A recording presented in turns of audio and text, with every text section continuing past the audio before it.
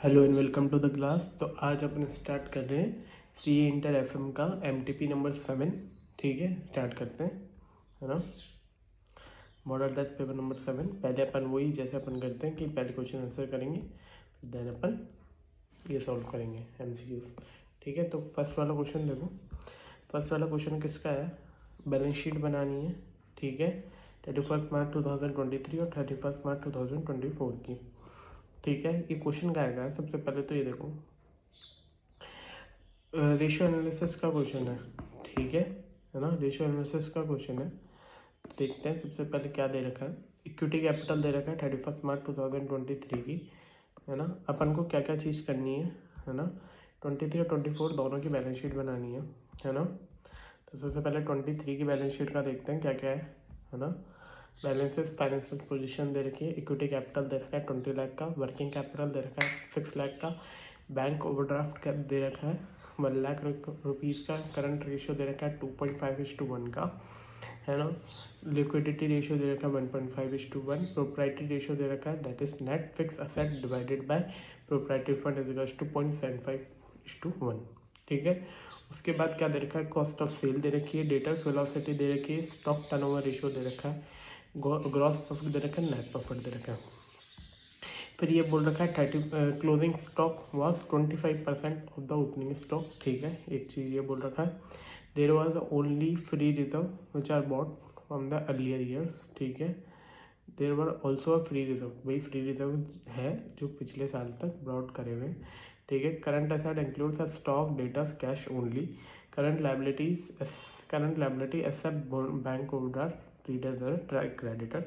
Expense include depreciation of 90,000। ठीक है, फिर ये 31 मार्च 2024 की डिटेल्स दे रखी है। अपन को क्या है, सबसे पहले 23 की बैलेंस शीट बना लो, फिर देन 24 की बैलेंस शीट बनाएंगे। ठीक है, सबसे पहले 23 की बैलेंस शीट स्टार्ट करते हैं। ठीक है, 23 की बैलेंस शीट देखो। इक्विटी शेयर्स कितने के हो गए? 20 लाख के, है ना। उसके बाद क्या दे रखा है? वर्किंग कैपिटल दे रखा है 6 लाख रुपीज़ का। ठीक है, तो वर्किंग कैपिटल रेशियो क्या है? 2CA/CL का रेशियो क्या है? 2.5। तो CA कितना हो गया? 2.5 CL, है ना। और CA माइनस CL कितना है? 6 लाख रुपीज़, है ना। तो 1.5 CL is equals to 6 lakh और CL is equals to 6 lakh divided by 1.5 that is 4 lakh. Current liabilities कितनी हो गई टोटल? 4 लाख की। तो CA माइनस CL कितना है? 6 लाख। करंट लाइबिलिटीज 4 लाख की। तो करंट एसेट कितने के हो गए? 10 लाख के। कितने के हो गए? 10 लाख रुपए के। ठीक है, तो करंट एसेट लिखो 10 लाख और करंट लाइबिलिटीज लिखो 4 लाख। नहीं, करंट लाइबिलिटीज कितनी है? सॉरी,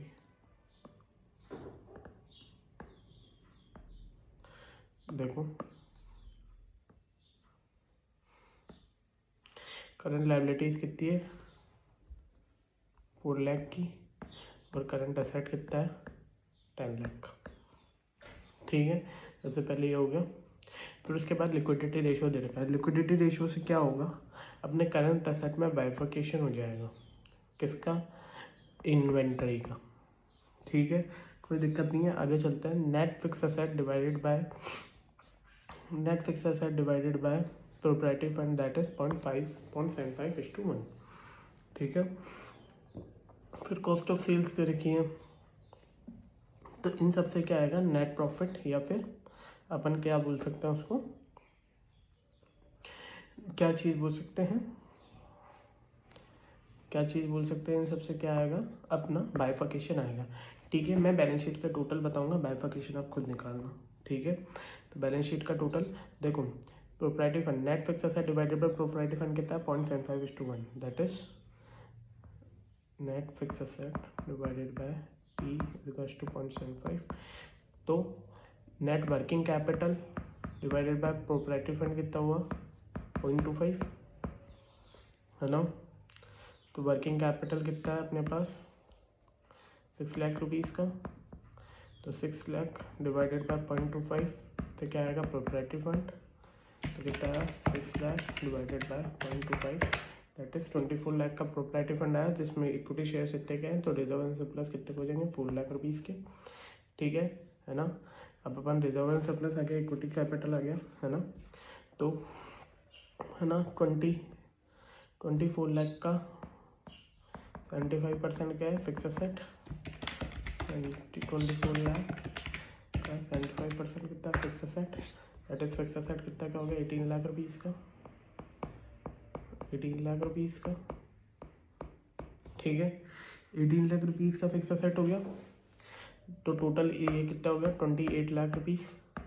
ठीक है, ये भी क्या हो गया 28 lakh rupees, balance sheet match हो गई। ठीक है, सेम क्या है एक अपना है ना सेम आपकी 31 मार्च 2024 की भी बनेगी। ठीक है ना। अब इसमें क्या है, इसमें बाइफर्केशन है। तो बाइफर्केशन कैसे, करंट असेट में एक तो इन्वेंट्री निकल जाएगी, किससे निकल जाएगी लिक्विडिटी रेशियो से, है ना। इससे क्या निकल जाएगा, डेटर्स निकल जाएंगे।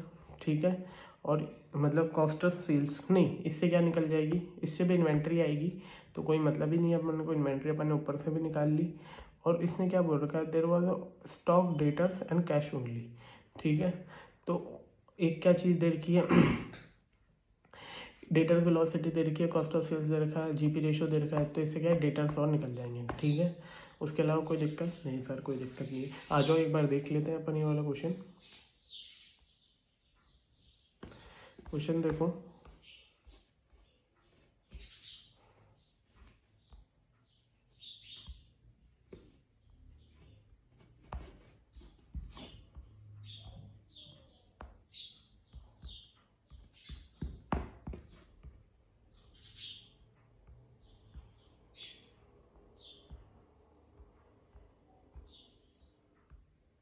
पहले देखो 28 लाख आ रही है, अपनी भी 28 लाख आ रही थी। ठीक है, फिर पहले 21 मार्च 2023 की बनाई है अपन, इक्विटी शेयर सेम आए, रिजर्व सरप्लस और प्रॉफिट। अब रिजर्व सरप्लस और प्रॉफिट में क्या बोला भाई, सेल्स निकाल लेंगे, सेल्स से नेट प्रॉफिट आ जाएगा, तो टोटल तो रिजर्व सरप्लस ही होता है। अब अगर बाइफर्केशन करना है तो बाइफर्केशन कर लेना। ठीक है, उसके अलावा क्या बोल रखा है ना। अब 31 मार्च 2024 की कैलकुलेशन करेंगे, तो 31 मार्च 2024 में क्या बोल रखा है, देखो ये 31 मार्च 2023 की बैलेंस शीट बन गई अपने पास। अब 31 मार्च 2024 का डेटा जाते हैं अपन, है ना। क्या क्या है, following information was collected from the records of 31 March 2024, total sales and increase by 20%। तो अपन क्या निकल जाएंगे, सेल्स निकाल लेंगे भाई, इसकी सेल्स आएगी, यहाँ से सेल्स निकली हुई है ना, कॉस्ट ऑफ सेल्स से रखा है, और 20% ऑफ सेल्स से रखा है जीपी रेशियो, है ना।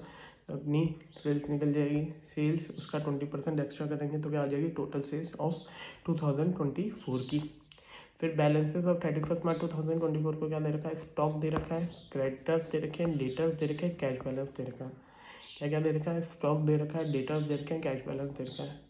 Percentage of gross profit on turnover will go up by 20%। ठीक है, 20 to 25%। फिर नेट प्रॉफिट बता रखा है। ठीक है, कोई दिक्कत नहीं है। The portion of fixed asset was very old. Book value of 1,80,000 was disposed of 90,000. No depreciation was provided on this item. ठीक है, long term investment were purchased for 2,96,000 and BOD fully discharged. Percentage of depreciation of fixed asset has been provided on the same rate of the previous years. ठीक है ना। तो अपन देखते हैं, अपन को main बनानी है अब कौन सी, 31 मार्च 2024 की बैलेंस शीट बनानी है। तो अपनी सेल्स अपन को डायरेक्ट दे दी, है ना। कैलकुलेशन ऑफ फिक्स एसेट में ओपनिंग एसेट अपन को दे रखा है, फिर अपन ने कुछ सेल करा है फिक्स एसेट 90,000 का बाय बैंक सेल करा है, उसमें लॉस कितना हुआ 90,000 का, क्योंकि उसमें बोला था 1,80,000 का एसेट था जिसको अपन 90,000 में सेल करा है, तो लॉस कितना हुआ 90,000 का। फिर एक चीज़ और क्या बोल रखा है ना, डेप्रीशिएशन कितना चार्ज होगा 81,000 का। क्यों, क्योंकि पिछले साल भी डेप्रीशिएशन 5% पे चार्ज हुआ है, तो इस साल भी 5% पे चार्ज होगा, ये चीज़ बोल रखी है क्वेश्चन के अंदर।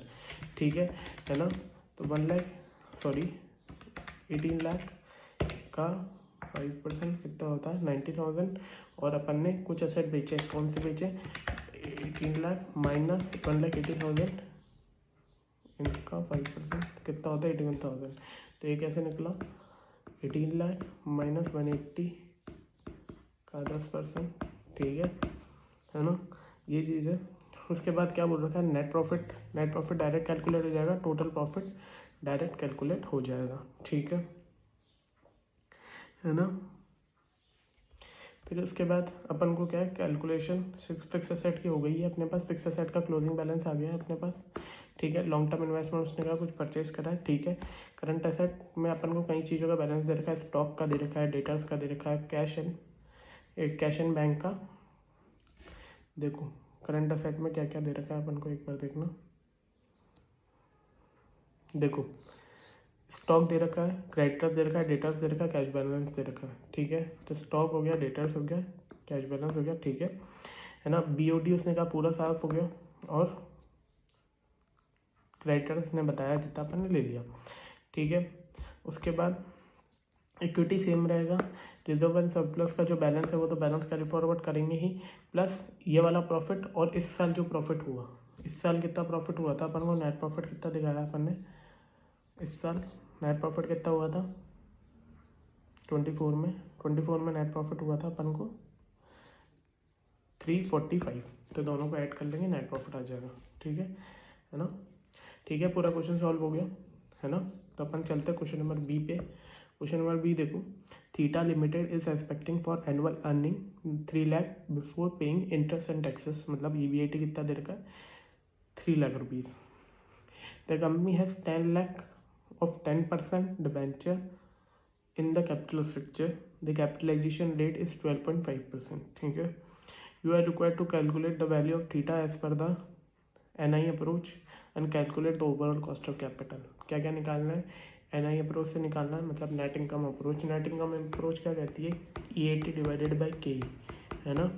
तो इससे क्या निकलेगी, वैल्यू ऑफ इक्विटी, और फिर वैल्यू ऑफ इक्विटी में अपन क्या करेंगे, वैल्यू ऑफ डेट प्लस करेंगे, तो क्या आएगा, वैल्यू ऑफ फर्म, ठीक है। तो है ना, सबसे पहले एनुअल अर्निंग दे रही है 3 लाख रुपीज़ की, और company has 10 lakh debenture of 10%, तो क्या दे रखा है 3 लाख माइनस 1 लाख करो तो 2 लाख रुपए की अर्निंग आफ्टर टैक्स आ जाती है, ईबीटी आ जाती है। कैपिटलाइजेशन रेट कितना दे रखा है 12.5%, कैपिटलाइजेशन रेट कितना दे रखा है 12.5%, ठीक है।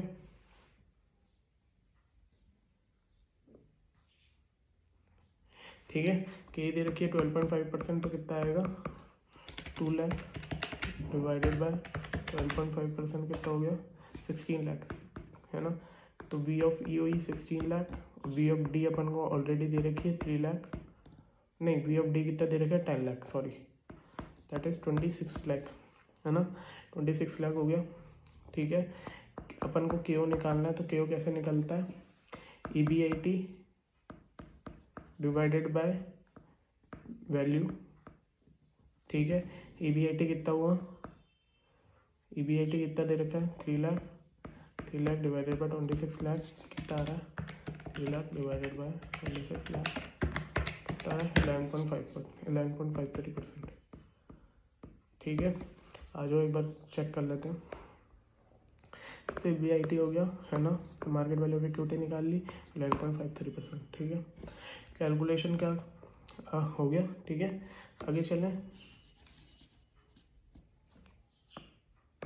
आगे चलें क्वेश्चन नंबर सी पार्ट, ठीक है। इसमें क्या बोल रखा है, बीटा लिमिटेड दे रखा है, calculate what is the percentage change on EBT increase with the increase of the sales increase by 6%। ये आप खुद करना, ठीक है। इसमें डॉल डीएफएल और डीसीएल दोनों निकालना, ठीक है। डॉल डीएफएल और डीसीएल कैसे निकालोगे, सी अपन ईबीआईटी, ईबीआईटी अपन ईबीटी, और DOL into DFL is equal to DCL, ठीक है। अब क्या मांगा है, ईबीटी में कितना चेंज आएगा जब सेल्स में चेंज होता है, तो ईबीटी और सेल्स का रिलेशन कब होता है, जब अपना ईबीटी और सेल्स का रिलेशन कब होता है, जब अपना डीसीएल होता है, ठीक है।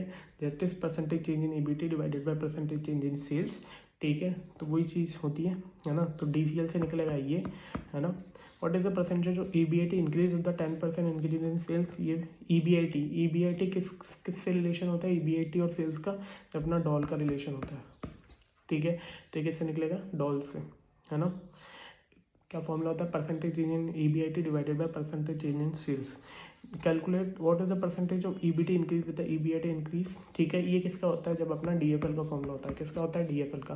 डीएफएल का फॉर्मूला क्या होता है, percentage change in EBT divided by percentage change in EBIT. ठीक है ना, देखना ना, है ना। अब आ जाओ क्वेश्चन नंबर ए पे। देखो question, ABC limited a newly formed company which is capital which is applied for private bank for first time financing of working capital requirement. The following information available क्या है, unit of production कितनी है 31,200 की, raw material cost दे रखी है, direct wages की cost दे रखी है, ओवरहेड की कॉस्ट दे रखी है, सेलिंग प्राइस की कॉस्ट दे रखी है, जीपी रेशियो दे रखा है कैश कॉस्ट बेसिस पे। ठीक है, नेट प्रॉफिट रेशियो दे रखा है ऑन टोटल कॉस्ट।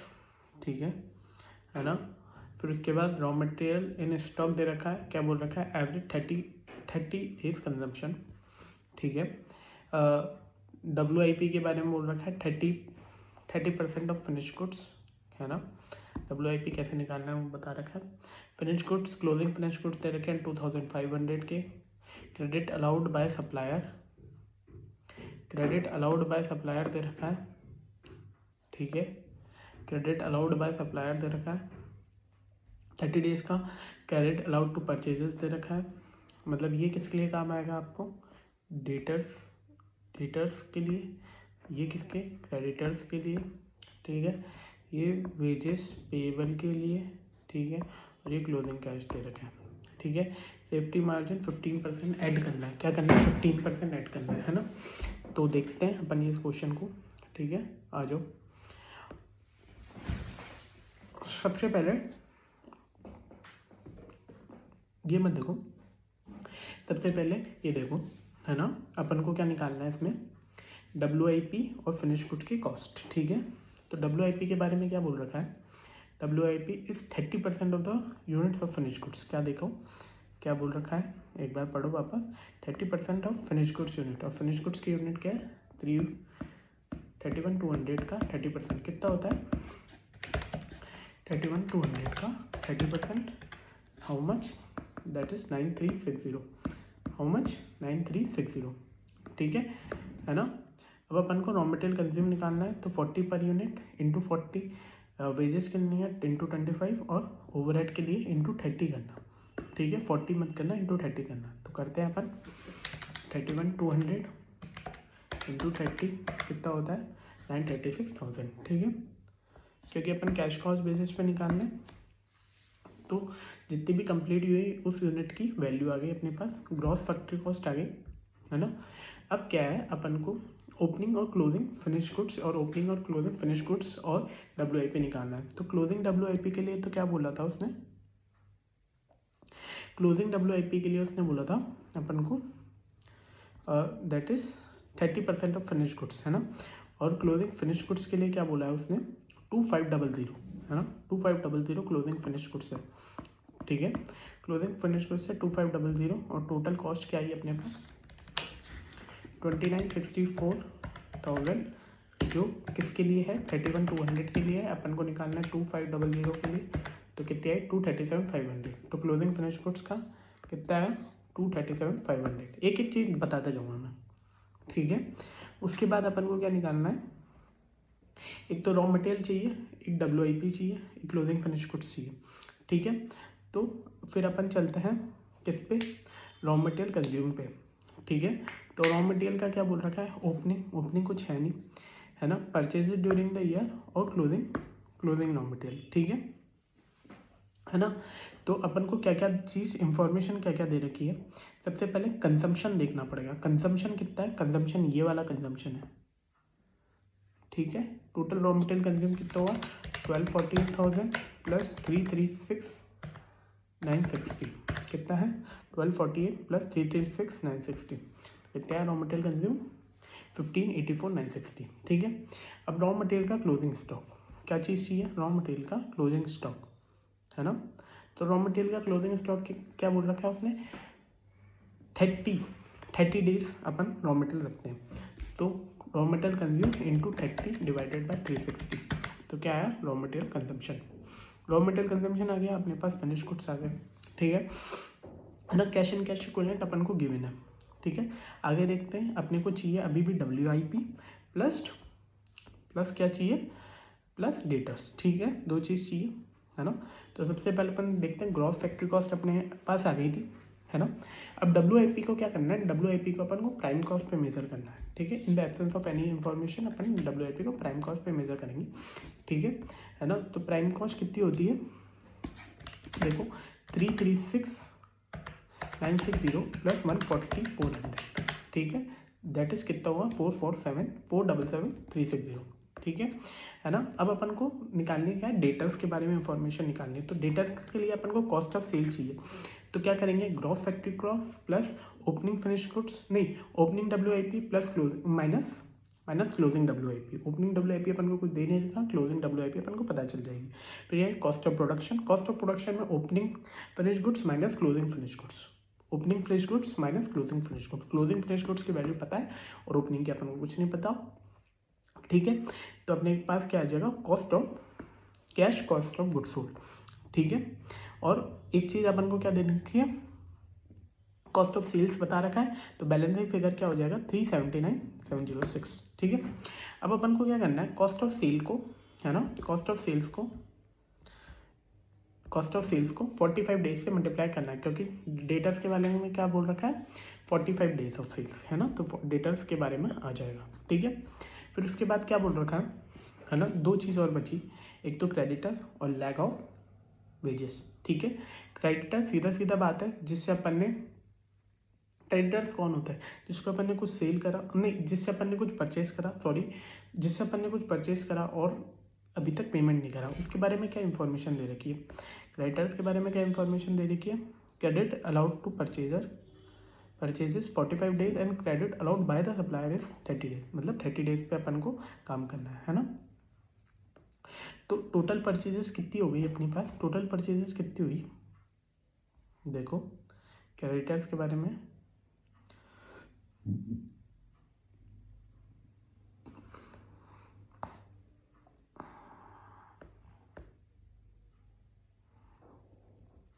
देखो टोटल परचेजेस कैसे निकाले, opening plus purchases minus closing, है ना। इसका टू रॉ मटेरियल कंज्यूम होता है। तो परचेजेस कितनी निकली, 17,040। ठीक है, कितनी आई, 17,040। ठीक है ना। उसमें से अपन को क्या करना है, 30 × 3/60, 360। ठीक है, तो क्रेडिटर्स आ जाएंगे अपने पास, क्रेडिटर्स आ जाएंगे। फिर अपने पास लास्ट चीज बची क्या, लैग ऑफ वेजेस, है ना, वेजेस बची। तो वेजेस के टोटल वेजेस कितनी हो गई अपने पास, 7,80,000 प्लस 140,400, कितनी, 140,400। और वेजेस के लिए अपन को क्या बोल रहा है, 15 डेज। ठीक है, तो वेजेस भी आ गई अपने पास, टोटल लाइबिलिटीज आ गई, टोटल असेट आ गए, current asset minus current liabilities करेंगे तो क्या आ जाएगा, वर्किंग कैपिटल। वर्किंग कैपिटल में 15% ऐड करेंगे जो अपना मार्जिन है। ठीक है, तो अपना क्या आ जाएगा, नेट वर्किंग कैपिटल। ठीक है, इजी था क्वेश्चन। क्या क्या निकालना है, एक तो रॉ मटेरियल कंजम्पशन निकालना पड़ेगा आपको। ठीक है, देखो रॉ मटेरियल कंजम्पशन क्या होगा, जितनी अपने WIP में यूज हुई है, फिनिश गुड्स में यूज हुई है। ठीक है, उसी से अपना क्या निकलेगा, एक क्या निकलेगा, परचेज ऑफ रॉ मटेरियल। वो किस लिए निकलेगा, अपन को क्रेडिटर्स के लिए। डेटर्स के लिए अपन ने डायरेक्ट कॉस्ट निकालेंगे, उसको मल्टीप्लाई करेंगे। ठीक है, एक चीज़ और दिखाना चाह रहा था आपको, देखो WIP उसने क्या बोला, वैल्यूड एट प्राइम कॉस्ट पे वैल्यू करनी है। ठीक है, कोई चीज़ दिक्कत नहीं सर, कोई दिक्कत नहीं है ना। तो चलें आगे, है ना। ओके, ठीक है, सेकंड का बी पार्ट, है ना। तो सेकंड का बी पार्ट स्टार्ट करते हैं, है ना। रिटर्न ऑफ इक्विटी कितना दे रखा है, 15%। RE मतलब के दे रखा है 15%। ठीक है, RE या के जो भी है, ठीक है ना। Capitalization rate applicable to the company, मतलब के कितना दे रखा है, 20%। ठीक है, एंड बुक वैल्यू कितने दे रखी है, BVPS कितना दे रखे हैं, 125, है ना। और द कंपनी हैज रिटेन कितनी, रिटेंशन कितनी दे रखी है, 65%। ठीक है, मतलब पे आउट कितना है, 35%, है ना। पे आउट कितना है, 35%, है ना। तो स्टार्ट करते हैं। सबसे पहले अपन क्या निकालेंगे, डिविडेंड, है ना, या फिर डिविडेंड निकालते हैं। डिविडेंड के साथ साथ अपन को एक चीज़ और क्या निकालनी है ना,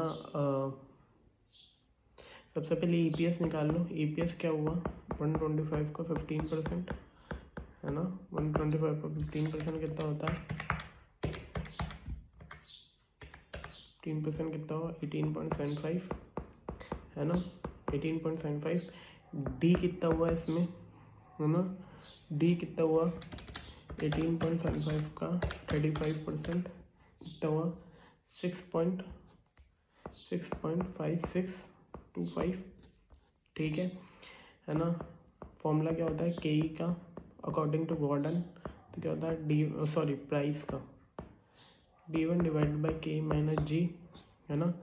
ग्रोथ रेट यहाँ क्या है, डिटेंशन रेशियो कितना है 65% इंटू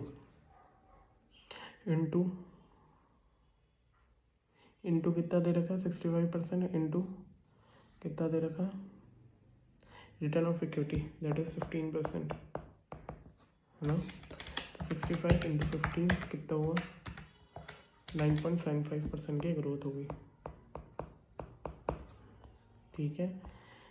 यहाँ पे क्या करो, डी लो 6.5625 और 1 प्लस ग्रोथ रेट कितनी होगी 9.75% डिवाइडेड बाय के माइनस जी। के कितना है यहाँ पर, अपन ने क्या निकाला था, क्या दे ही रखा है अपन को, तो 20% माइनस ग्रोथ रेट कितनी है अपन ने जो निकाली, दैट इज 9.75%, ठीक है। इसको सॉल्व करना तो अपने गॉर्डन के हिसाब से निकल जाएगी, सेम अपना वोल्टर का फॉर्मूला लगा लोगे, वोल्टर के हिसाब से निकल जाएगी, ठीक है। एक बार अपन देख लेते हैं। सबसे पहले ईपीएस निकाला, ग्रोथ रेट निकाली, D1 निकाला, है ना, फिर उसके बाद P0 निकल गई, सेम अपना इस तरीके से वो निकल गई, ठीक है, P0 दोनों तरीके से, ठीक है। तो अपन थे क्वेश्चन नंबर 3 पे। क्वेश्चन नंबर 3 में क्या है, अपन को एनपीवी निकालनी है। क्या निकालनी है, नेट प्रेजेंट वैल्यू, ठीक है। अब नेट प्रेजेंट वैल्यू अपन कैसे निकालते थे भाई, ईबीआईटी टोटल में ले रहे हैं तो इंटरेस्ट माइनस करने की ज़रूरत नहीं है, डायरेक्ट टैक्स माइनस करो और डेप्रीशिएशन वापस ऐड कर दो, ठीक है। यही करते थे। आ जाओ देखते हैं क्या करना है। सबसे पहले क्या दे रखा है, हेम्स प्राश private limited is a globally recognised consultancy firm having its presence in the various countries across the globe and is currently headquartered at Ahmedabad, India, ठीक है। It plans to commence a new branch in the Australia, owing to the untapped opportunities available there in the outsourcing business. The company hired a professional for preparation of project report बनानी है and the fee paid was 2 lakh की fees paid कर दी। तो ये तो already incurred है, sunk cost है, ये तो संक कॉस्ट है। तो sunk cost is not relevant for decision making, ठीक है। The company also incurred 5 lakh on R&D and project report, ये भी संक कॉस्ट है, कोई लेने की जरूरत नहीं है। The company will required initial cash outlay of 25 crore, ये कॉस्ट है, ठीक है। फॉर बाइंग एंड प्रॉपर्टी और 5 लाख चाहिए वर्किंग कैपिटल के लिए पैसा, ठीक है। The company is planning to operate in various long period of time, however for the sake of simplicity calculation shall be in the end of 10th year, ठीक है। And अपन को क्या दे रखा है, EBT दे रखा है, अर्निंग बिफोर टैक्स दे रखा है, but after deduction of interest तो ऐड करना पड़ेगा, ठीक है। Estimated would be R S follows, EBT ये सब दे रखे हैं, कोई दिक्कत नहीं है ना। फिर उसके बाद क्या बोल रखा है, the above amount will also include allocated common cost. अब allocated common cost is not a part of cash flow. तो ये भी क्या है, डिसीजन मेकिंग के लिए ज़रूरी नहीं है। तो ये क्या है, 12,50,000 ये ऐड हो जाएगी। ठीक है, फिर उसके बाद क्या बोल रखा है, the company will distribute a dividend of 10%, ये भी डिसीजन मेकिंग के लिए नहीं है। ठीक है, उसके बाद इंटरेस्ट रेट बता रखी है 6.5%, 6.5% पर एनम। ठीक है, ये पोस्ट टैक्स है, तो इसको पहले प्री टैक्स करेंगे अपन।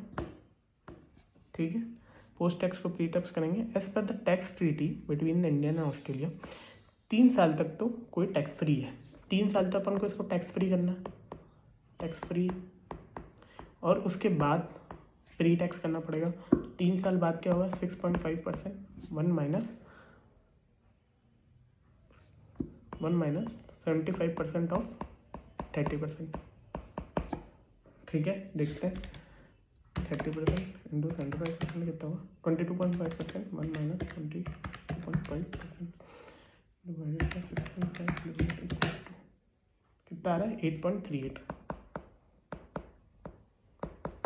ठीक है, आगे चले। Total corporate tax is 30%, however the tax on capital gain, capital gain पे क्या बता रखा है, 15%। कैपिटल गेन के पे कब काम आएगा, जब अपन सारे एसेट को डेप्रिशिएट कर लेंगे, लास्ट में जाके उस एसेट को बेचेंगे, जब अपन को कैपिटल गेन पता चलेगा। ठीक है, only the headquarter salvage value बता रखी है और द डेप्रिशिएशन पर्पस 90 लाख की सैलवेज वैल्यू है। द एसेट अब एक्चुअल में डिस्पोज ऑफ कितने का हुआ है, 3,50,50,00,000 का। ठीक है, उसके बाद क्या बोल रखी है, हेम प्रकाश प्राइवेट लिमिटेड 3% का प्रीमियम और 2% की ये, तो 15% की टोटल के हो गई। ठीक है ना, चले अब अपन एक बार देखते हैं, मैंने आपको क्वेश्चन समझा दिया। ईबीटी में ऐड इंटरेस्ट करेंगे, इंटरेस्ट की कैलकुलेशन मैं आपको दिखा देता हूँ। देखो, सबसे पहले इंटरेस्ट की कैलकुलेशन कहाँ कर रखी है इसने, ये देखो 8.39%, अपन ने 8.39% निकाल ली थी। ठीक है, वो कैसे कैलकुलेट करनी है, 6.5%, 3 करोड़ का 6.5% है ना, और 3 करोड़ का 8.39%। ठीक है, तो वो ऐड करेंगे इंटरेस्ट को। Allocated common cost is already अपन को ऐड करना पड़ेगा, तो क्या आएगा, project before tax, profit before interest and tax. ठीक है, उसमें से टैक्स माइनस करेंगे। टैक्स अपन को कितने दिनों का माइनस करना है, फर्स्ट 3 ईयर्स में माइनस नहीं करना है, लास्ट के 7 ईयर्स में माइनस करना है। और कितना करना है, दैट इज 22.5। देखो 22.5, ठीक है, 22.5 है ना। फिर आएगा profit after tax, profit after tax में डेप्रिसिएशन ऐड करना है, फिर कैश इनफ्लो आ जाएगा आपके पास। फिर क्या होगा, जो अपने वर्किंग कैपिटल शुरू में लगाया था वो लास्ट में रियलाइज होता है, जैसा अपन हर चीज़ में कॉमन करते हैं। ठीक है, और एक ये है net cash flow in sale of asset, मैं आपको दिखा दूंगा। ठीक है ना। देखो, calculation of applicable tax rate कैसे आई, 30 का 75% है ना। Calculation of capital gain, capital gain कैसे कैलकुलेट करा, 2 करोड़ 41 लाख प्लस 90 लाख। ठीक है, तो ये ब्लॉक ऑफ द एसेट की वैल्यू निकली है ना। और अपन ने बेचा कितना, 3 करोड़ 50 लाख में अपन ने बेचा। ठीक है, 3 करोड़ 50 लाख में बेचा, तो 90 लाख का कैपिटल गेन हुआ। ठीक है, तो टोटल कितना हुआ, 2,85,000 का अपन को कैपिटल गेन हुआ। तो नेट ऑफ कितना बचा, net to net 3 crore 47 lakh. ठीक है ना। टोटल नेट कैश फ्लोज आ गए, फिर उसको डिस्काउंट करना है 15% से, 15% से 3 + 12%। एक ये जो डेप्रिसिएशन की कैलकुलेशन कर रखी है वो आपको समझ में आई नहीं आई, डेप्रिसिएशन की कैलकुलेशन कैसे कर दी भाई, है ना। ये आपने पूछा नहीं क्वेश्चन, है ना। डेप्रिसिएशन की कैलकुलेशन देखो देखो देखो देखो देखो देखो देखो देखो, डेप्रिसिएशन के लिए क्या बोल रखा है, देखो देखो, डेप्रिसिएशन के लिए क्या बोल रखा है उसने, टोटल 25 करोड़ रुपए लगाए थे फॉर बाइंग अ प्रॉपर्टी, है ना।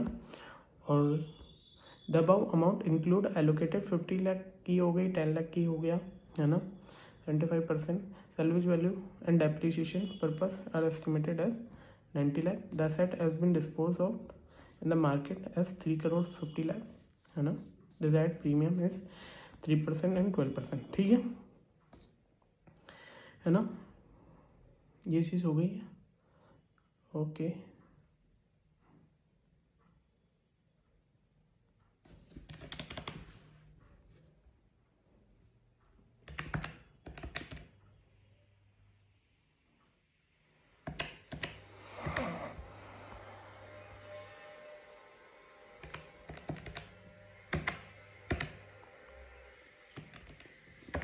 ठीक है.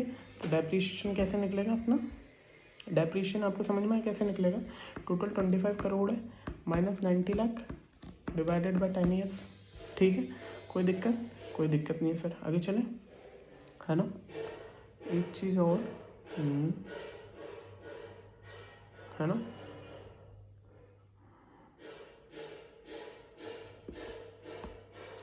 एक चीज़ ध्यान रखना, इसमें क्या है, डेप्रीशिएशन लास्ट ईयर में नहीं लगाया है.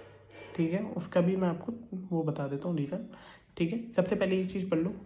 Allocated common cost will be excluded from the cost from the cash inflows. Distributed का डिविडेंड डिस्ट्रीब्यूशन का कोई मतलब नहीं है. डिस्काउंट रेट 15% लेंगे. Interest expenses are to be excluded from the cash inflows as it is already incurred. Professional fees paid from the R&D being sunk cost and it is irrelevant for the decision making. ठीक है. ये irrelevant है. ठीक है. उसके बाद ये सब हो गया अपना. इंटरेस्ट एक्सपेंसेस हो गया, कैश कैपिटल गेन हो गया.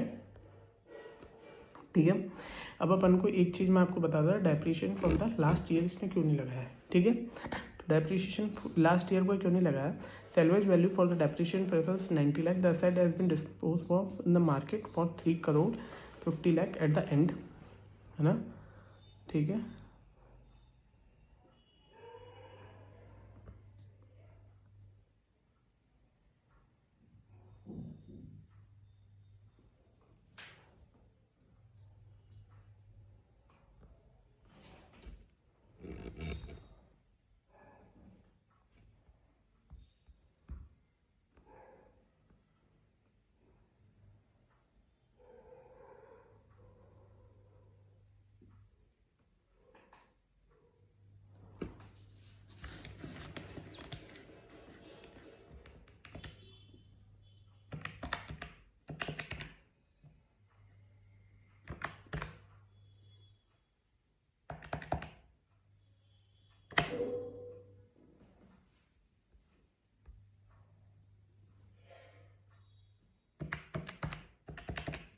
देखो इसने क्या करा है, लास्ट ईयर का डेप्रीशिएशन लगाने की जगह तो उसमें कैलकुलेट कर दिया. ठीक है. ठीक है. उसमें कैलकुलेट कर दिया तो कोई दिक्कत नहीं है. अगर वैसे कैलकुलेट करो और तो वैसे कर लो, नहीं तो डेप्रीशिएशन को आप तो ऐड कर देना. ठीक है. टोटल डेप्रीशिएशन अपना लग जाएगा, है ना. तो असेट की वैल्यू बचेगी 90 लाख रुपीज़. क्या बचेगी 90 लाख रुपीज़, है ना. 90 लाख रुपीज़ बचेगी एसेट की वैल्यू.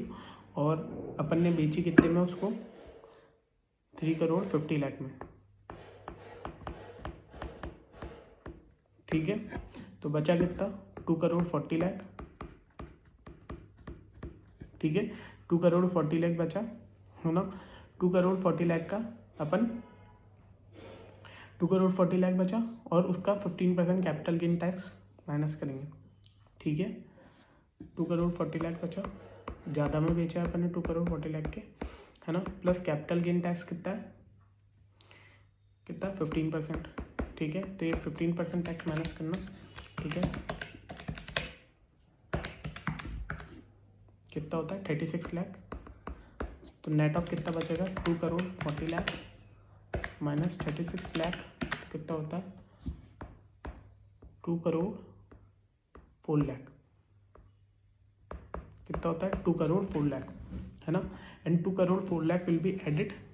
यहाँ पर ये ऐड नहीं होगा, 2 करोड़ 4 लाख ऐड होगा. ठीक है. 2 करोड़ 4 लाख ऐड होगा, है ना. नहीं सॉरी, ऐड कितना होगा भाई. कैपिटल गेन टैक्स कितना लगाया अपन ने, 36 लाख रुपए का.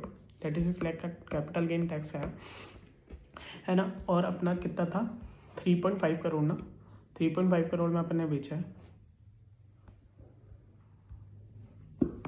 3.5 करोड़ में आपने बेचा है ना, तो कितना आएगा 3 करोड़ 5 3 है ना, तो 3 करोड़ 14 लाख कितना आएगा 3 करोड़, यहाँ पे आएगा 3.14 करोड़। ठीक है, नेट कैश इनफ्लो है ना। आपको क्या करना है, जैसे मैंने बोला वैसे करना, ठीक है, तो ईजी है ना, और सब मैंने आपको समझा दिया है ना। ठीक है, हो गया ये क्वेश्चन। उसके बाद एक चीज़ और निकालनी है अपन को, क्या निकालनी थी, पेबैक पीरियड। एक बार देखना, calculate NPV of the project, advice allow prospective if the company wishes to recover its investment with in 3.5 state any 2 major for company shall take. फिर एक क्या निकालनी है, पेबैक पीरियड। ठीक है, तो पेबैक पीरियड में क्या होगा, है ना, अपन ने कितना पैसा लगाया और कितना पैसा अपन को रिकवर हो रहा है। ठीक है ना, तो अपन ने कितना पैसा लगाया,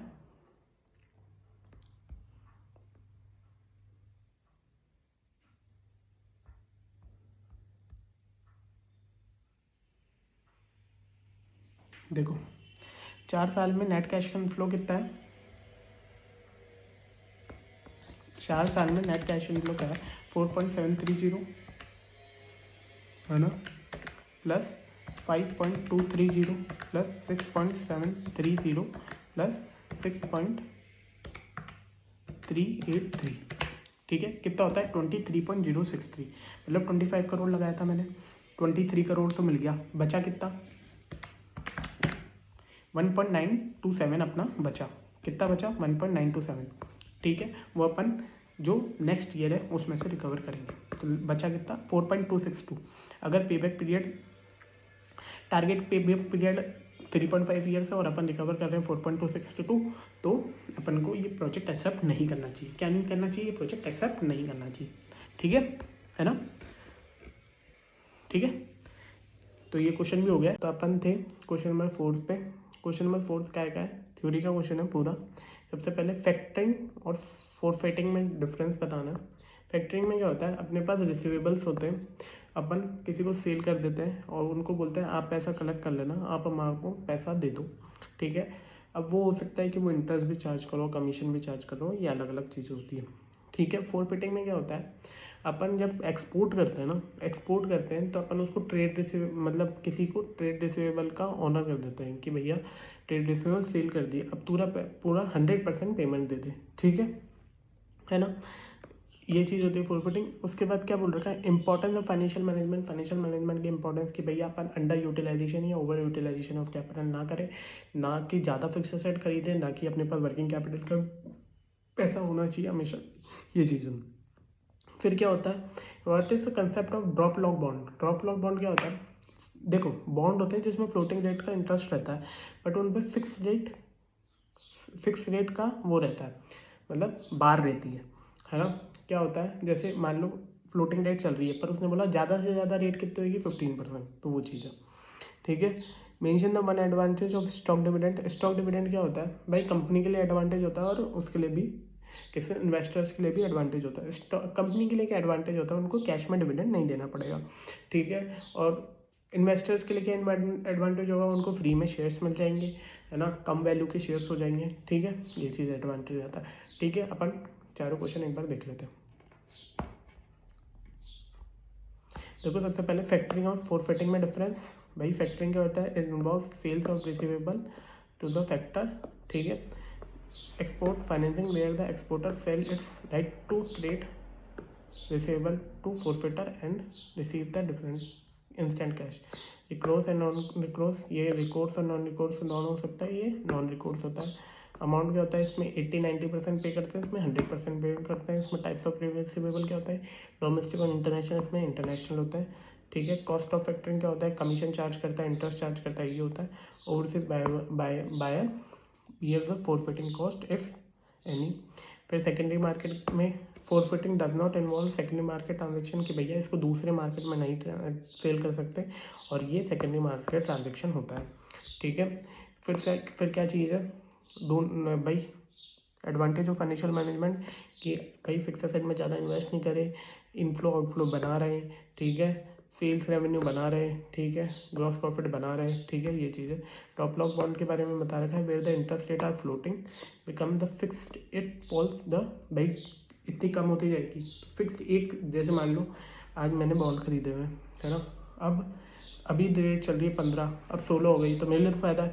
अब 15 से 14 हो गई, 14 से 10 हो गई, भाई उसने कहा 10 पे बाहर है, 10 से नीचे होगी मैं आपको 10% का इंटरेस्ट दूंगा, तो वो चीज़ होती है ड्रॉप लॉक बॉन्ड। फिर क्या होता है स्टॉक डिविडेंड। स्टॉक डिविडेंड का are suitable for situation where the cash crunches होता है, कैश में डिविडेंड नहीं देना पड़ता। इन्वेस्टर्स के लिए क्या फ़ायदा होता है, improve the liquidity in the hands of investor as the bonus share leads to breaking down the high priced, ठीक है। आगे चलें,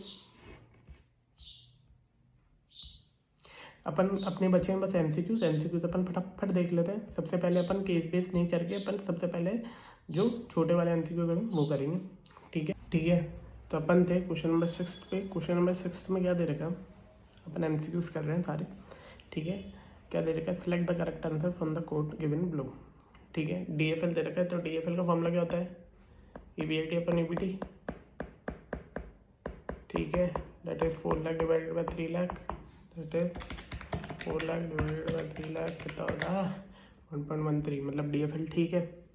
उसके बाद इंटरेस्ट है, तो इंटरेस्ट निकालो इसमें, EBIT minus EBT equals to interest, interest आ गया 1 लाख रुपीज़, है ना। और इंटरेस्ट कवरेज रेशियो निकालना है, मतलब ईबीआईटी डिवाइडेड बाय इंटरेस्ट करना है, that is 4 lakh divided bye 1 lakh 4, ठीक है, 4 आना चाहिए, है ना। और इसने कितना दे रखा है 3, तो देखेंगे अब, है ना। उसके बाद ऑपरेटिंग प्रॉफिट रेशियो दे रखा है। ऑपरेटिंग प्रॉफिट रेशियो क्या होता है, EBIT divided by sales into 100 कितना होता है 4 lakh divided by 16 lakh into 100, that is 4 divided by 16 into 100, 25%, ठीक है। तो इसमें कौन सा सही हुआ, 1 and 3 ओनली, ठीक है, देखेंगे आगे। फिर उसके बाद क्या दे रखा है, if the velocity of the stock is 3 month, मतलब 12 बाय इन्वेंट्री पीरियड, ठीक है, ठीक है। इन्वेंट्री टर्नओवर रेशियो भी लिख सकता हूँ इसको मैं, ठीक है। एनुअल सेल्स कितने दे रखे, 6 लाख रुपीज़ की 20% का ग्रॉस प्रॉफिट दे रखा है। Operating what is the closing value, ठीक है। तो देखते हैं 12 डिवाइडेड बाय COGS कितनी हो गई इसकी, 6 लाख का 20% हटा दो, 480, 4,80,000 divided by opening plus profit, opening plus closing divided by 2, that is 90,000 plus x divided by 2, ठीक है। 90,000 प्लस एक्स कितना चल जाएगा, ऊपर चल जाएगा, ठीक है ना। तो सॉल्व करते हैं अपन इसको, ये इससे इंटू हो जाएगा, है ना। तो 4,80,000 इंटू 2, है ना, 480 इंटू 2, मतलब अब फिगर कैसा रह जाएगा, 480 डिवाइडेड बाय 90,000 प्लस एक्स, ठीक है। 12 इंटू 90,000 प्लस एक्स हो जाएगा, 12 इंटू 90,000 प्लस एक्स हो जाएगा डिवाइडेड बाय 4,80,000, ठीक है, इक्वल्स टू कितना हो जाएगा 3 मंथ, है ना। 480 इंटू 3, है ना, 14,40,000, 14,40,000, है ना, इक्वल्स टू 90,000 इंटू 12, है ना, 1080 इक्वल्स टू 12x, या 1440 माइनस 1080 डिवाइडेड बाय 12, तो एक्स की वैल्यू क्या आई 30,000, कितनी आई 30,000, गलत आ रही है। एक बार देखते हैं अपन क्या मिस्टेक हो रही है अपनी।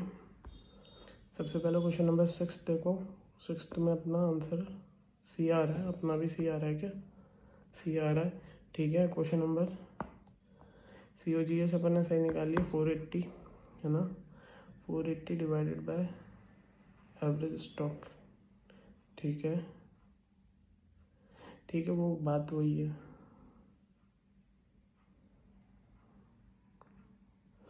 ठीक है, ऐसे कर लो, है ना, कोई दिक्कत नहीं है इसमें भी।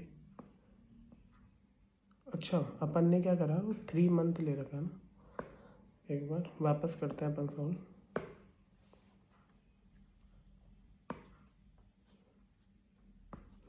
देखो, अपन वापस सॉल्व कर रहे हैं एक बार। डेटर्स वेलोसिटी या फिर inventory velocity is equals to 12 divided by क्या होता था, turnover ratio, inventory turnover ratio.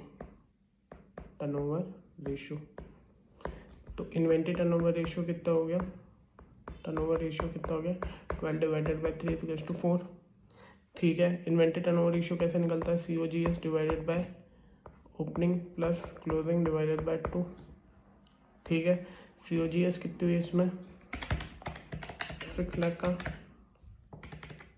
20%, 480, 4.8 lakh divided by opening plus closing that is 90,000 plus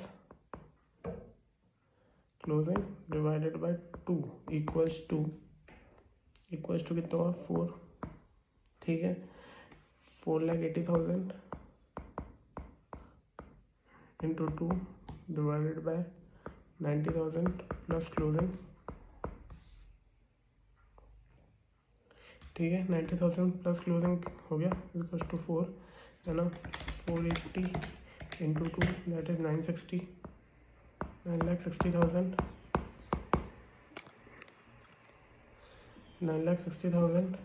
into 4 into 90,000 that is 3.6 lakh minus plus 4 CL।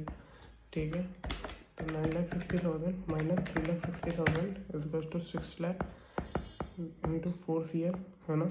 तो 6 लाख डिवाइडेड बाय 4 कितना होता है, 150। तो कितना आ रहा है, 150। ठीक है, पहले अपन ने कैलकुलेशन में कोई गलती कर रखी है। ठीक है, तो क्वेश्चन नंबर 8 पे क्वेश्चन नंबर 8 देखो, margin of safety is affected if क्या क्या बोल रखा है, PV रेशियो चेंजेस। हाँ, PV रेशियो क्या होता है, कंट्रीब्यूशन अपॉन सेल्स। तो कंट्रीब्यूशन चेंज होगा या सेल्स चेंज होगी तो ऑब्वियसली PV रेशियो चेंज होगा और सेल्स चेंज होगी तो मार्जिन ऑफ सेफ्टी भी चेंज होगी। ठीक है सर, ये बात बिल्कुल सही है। फिर फिक्स कॉस्ट चेंज होगी तो भी एमओएस चेंज होगा। ठीक है, ये बात भी सही है। फिर क्या बोला, volume of sale changes, volume में चेंज होगा तो भी चेंज होगा। तो 1, 2 and 3।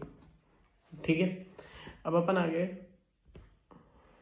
देखो क्वेश्चन नंबर केस सिनेरियो 1। ठीक है, जो अपना एक केस सिनेरियो है इस चैप्टर के अंदर, वो केस सिनेरियो पे क्या दे रखा है। सबसे पहले सेम क्वेश्चन है आपके पास, देखो जो क्वेश्चन है आपके पास बुक के अंदर, मॉड्यूल के अंदर जो क्वेश्चन है उसी का केस सिनेरियो बना रखा है। ठीक है, तो अगर आप वो जानते हैं तो ऑब्वियस सी बात है, ये भी आपको आ जाएगा। ठीक है, अपन सॉल्व करते हैं। क्या क्या चीज़ें निकालनी है, calculate the cost of equity and choose the correct answer from the following. सबसे पहले कॉस्ट ऑफ इक्विटी निकालनी है। तो कॉस्ट ऑफ इक्विटी देखते हैं क्या डेटा दे रखा है। इक्विटी शेयर्स फ्लोटेशन कॉस्ट दे रखी है। Equity shares has 4 flotation cost, market price is 24। तो P0 कितनी होगी, 24 minus 4 that is 20। The next year expected dividend is 2। ठीक है, तो D1 हो गया 2 with the annual growth rate is 5%। G हो गया 5%। तो D1 divided by P0 plus J। ठीक है, D1 कितना है, 2 divided bye 20 plus G that is 2 divided bye 20 कितना होता है, बोलो, अरे बोला करो यार। 2 divided bye 20 that is 0.1 that is 10%। 10% plus growth rate कितनी है, 5%। कितना हो गया टोटल 15%, ठीक है। तो कोई के कितनी आई 15%। फिर क्या बोला कॉस्ट ऑफ डेप्ट मांगा, देखो कॉस्ट ऑफ डेप्ट के लिए क्या बोल रखा है, debenture redeemable value at par 2 rupees flotation cost, 2% flotation cost, market price हो गई 105, ठीक है, मार्केट प्राइस की हुई 105, है ना। तो सबसे पहले आई देखो कितना है 9%, है ना, 9% बोल रखा है। तो 9 आई हो गया, 1 minus T, 1 minus tax rate कितना है 35%, 35% प्लस रिडीम्शन वैल्यू क्या है 105 का 2% माइनस, जैसे 102.5 minus net proceed 100, sorry redemption value क्या है इसमें 100 और नेट प्रोसीड क्या है 102.5 divided by number of years क्या है 10 years whole divided by 100 plus 102.5 divided by 2, ठीक है। तो कैलकुलेट करो, सबसे मैं 9 में से 35% हटाया तो कितना हुआ 5.85, है ना, प्लस 102.5 माइनस 100 तो कितना होता है divided by 10, that is minus 2.5 minus 0.25, ठीक है, divided by 100 plus 102.5 divided by 2, that is 101.25 into 100, ठीक है। ऊपर क्या था ये 5.85 लिखा है ना मैंने, तो 5.85 माइनस 0.25 डिवाइडेड बाय 101.25 इंटू 100, तो कितना आ रहा है 5.53%, कितना आ रहा है 5.53, डेट इज ये वाला आ जाएगा, ठीक है। Calculate cost of preference shares, same तरीके से कॉस्ट ऑफ प्रेफरेंस शेयर्स निकलेगी। उसके बाद क्या बोल रखा है calculate WACC market value weight के हिसाब से अपन निकाल लेंगे, है ना। फिर सबसे पहले इतने का आंसर देख लो, ठीक है। तो अपन थे, देखो सबसे पहले डिवन 15% आ रही है, ये अपना 5.48 आ रही है और ये 10.47, बिल्कुल सेम तरीके से 10.47 आएगी, ठीक है ना, है ना। कोई दिक्कत इसमें अपन को, है ना, कोई दिक्कत है कैसे ही 10.57, देखो प्रेफरेंस शेयर्स 3% की वो दे रखी है, तो रिडीम्शन वैल्यू क्या हो गई इसकी 100, नेट प्रोसीड क्या हो गया 106 माइनस 3%, ठीक है, क्या हुआ 106 3% माइनस दैट इज 102.82, ठीक है ना। इस तरीके से सॉल्व होगा। फिर क्या है मार्केट वैल्यू वेट के हिसाब से अपन को WACC निकालना है, इजी है। सबसे पहले टोटल मार्केट वैल्यू निकाल लो, फिर इंडिविजुअल मार्केट वैल्यू निकाल लो, ठीक है ना। ये देखो ये क्या चीज़ दे रखी है, इस चीज़ से क्या पता चलता है अपन को, इस चीज़ से पता चलता है बुक वैल्यू है ये, है ना, बुक वैल्यू है ना। बुक वैल्यू से आपको नंबर ऑफ शेयर्स के नंबर ऑफ डिबेंचर क्वांटिटी पता चल जाएगी, क्वांटिटी को मार्केट प्राइस से मल्टीप्लाई करोगे तो मार्केट वैल्यू पता चल जाएगी, ठीक है। इसी तरीके से इसने कर रखा है, एक बार देख लो। देखो मार्केट वैल्यू क्या है 288,750, 238,500 और 12, है ना। और अपन ने एक्चुअल में KD और KP निकाल दी है, उसका वेट निकाल चुके हैं, उसको इंटू करना है, WACC आ जाएगी, ठीक है। नेक्स्ट देखो क्या है, क्या बोल रखा है what will be the current market price of the company if the equity shares is 10%, expected dividend is 2, expected dividend 2 दे रखा है, KE हो गई 10%, है ना, माइनस G ग्रोथ रेट दे रखी है 5%, तो कितनी हो गई 2 डिवाइडेड बाय 5%, कितना हो गया 40, ठीक है। सारे MCQs हो गए, थैंक यू। एक बार ये 40 वाला भी चेक करा देता हूँ मैं आपको, आंसर 40 है ना, ठीक है 40%, thank you, have a nice day. और अगर इसके अलावा भी कोई क्वेश्चंस हो जो आपको करने हो, कोई पेपर हो जो आपको करना हो तो आप DM में कर देना या फिर मुझे कमेंट सेक्शन में बता देना। Thank you, have a nice day.